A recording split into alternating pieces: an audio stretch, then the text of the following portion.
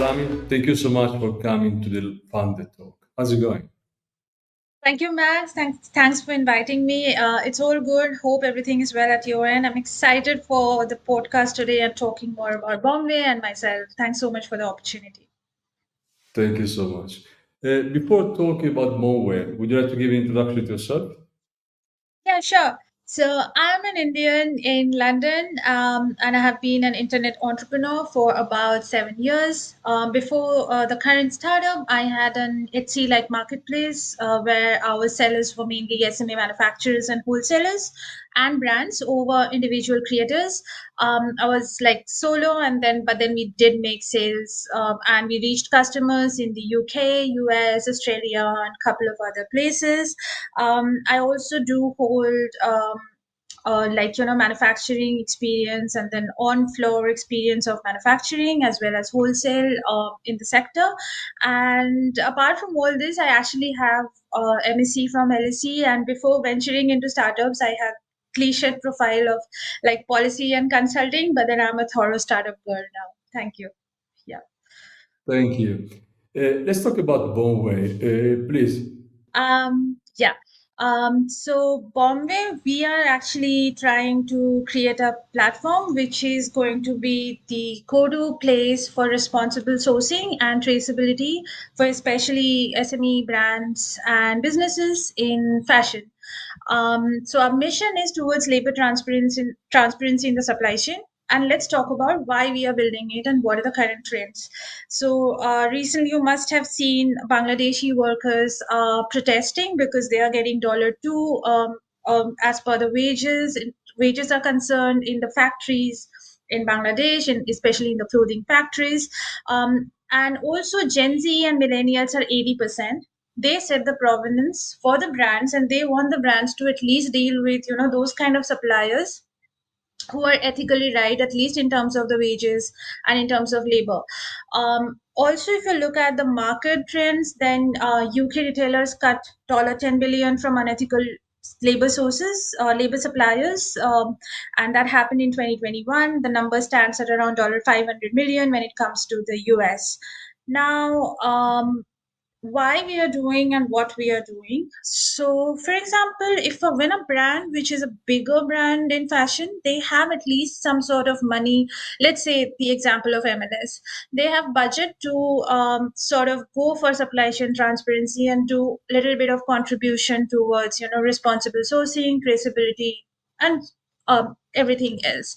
But when it comes to a smaller brand, or like a small scale or a medium scale brand, they don't have that kind of budget. They don't have $20 million for that matter to invest in finding right and relevant information about the manufacturers.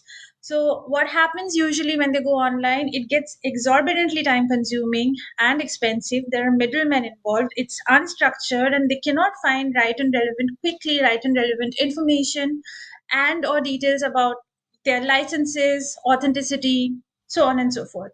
So, what we are trying to right now build, we are trying to create a B2B Crunchbase like platform of suppliers, which would help in the due diligence of these brands in terms of sourcing, in terms of labor transparency, and in terms of licenses. And we are trying to use blockchain for that. For example, smart contracts, and we are also going to be using AI tools for veracity. Then, of course, we are putting efforts in operations. If we talk about market validation, actually we right now have 1,500 manufacturers which we have verified from different parts of the world, but around 60-65% are coming from South Asia.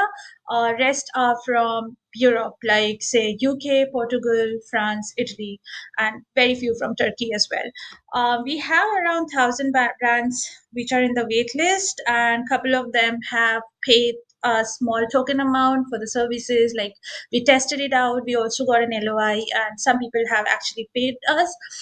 We are right now also do have 10,000 users, and most of these brands are from UK, US, and Europe. So we are trying to work with most of these kind of brands. Having said that, some of these manufacturers are also brands in a way, and then they have their suppliers.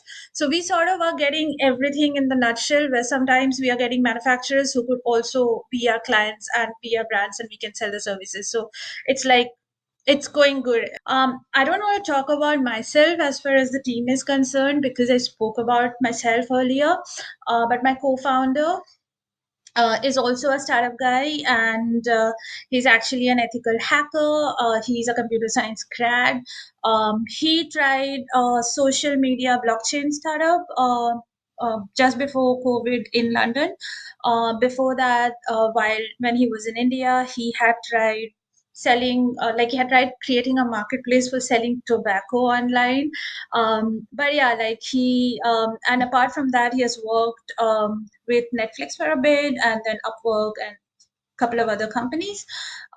Isa is actually an impact specialist. So she is my dormmate from university, and she is good with monitoring and evaluation, and she also has clients like say UN, UK Trade Department, amongst others. And so we are trying to raise around 500,000 GBP in the current round, and for the runway of 18 to 24 months, and also to reach at least 1.5 million in terms of revenue, say in the next 12 to 17 or 18 months. Up till now, we have raised around 73 to 75,000 USD from angel investors. So out of that, like the main angel investors are B2B founders themselves, and a couple of other investors who are like lawyers and angels from Europe. So yeah, that's about it, and I can talk about more. If you have any questions, please feel free to ask. Thank you, Parami. What makes you believe in and how do you scale this company? Yeah, so currently what we are doing, our plan is to create, as I said, like a crunch base of suppliers.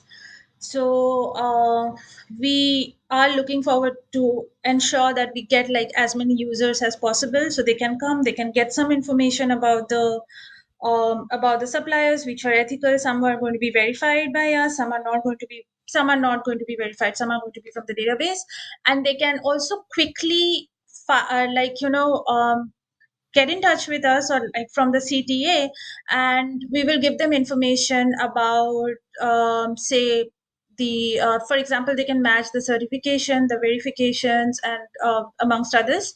And that's one thing which we are trying to operate it from the POV of numbers, because we want like more and more users to hit that thing, more and more users to sign up with us and use the platform initially for free, getting some of the information of some of the suppliers. If they want more detailed one, if they want to connect with more ethical ones, like from one particular geography, we start monetizing accordingly, and we start also monetizing on the due diligence we do. Like for example, the authenticity, where they are based, do they have their papers in place? We start doing that, and it's excruciatingly important because most of the uh, brands and the businesses which we are talking about, they do not want to pay even if they are going on Alibaba at this point in time. They just do not want to put their money and then sort of go ahead with a transaction before finding out information about how relevant the company is which is trying to give it to them. So we come in between.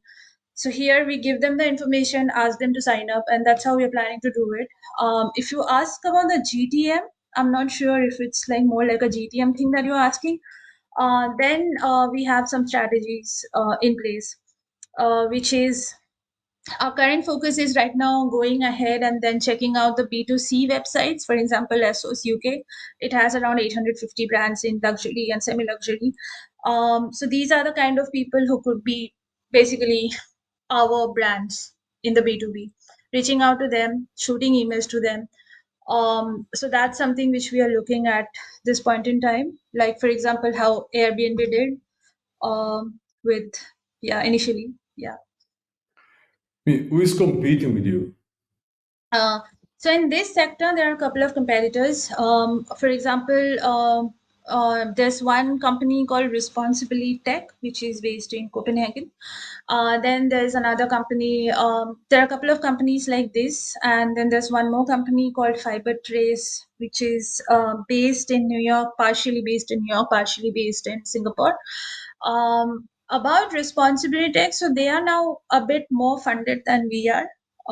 So they have raised seed. They are at that stage, and they are mainly focusing on I wouldn't say SMEs as such. They're mainly focusing on brands which are extremely established and have bit more money in a way. And they are also not exactly like how we differentiate here. Um, we are keeping the platform democratized, and we are giving accessibility to everybody, whereas our competitors are mostly trying to keep that control in place. So it's not something which is for everyone. It's more controlled. It's for certain it's not for the SMEs as such, let's put it that way. Secondly, we are looking at the labor and the wages. We are not trying to come in between, and we are not trying to do the entire ESG or entire life cycle analysis.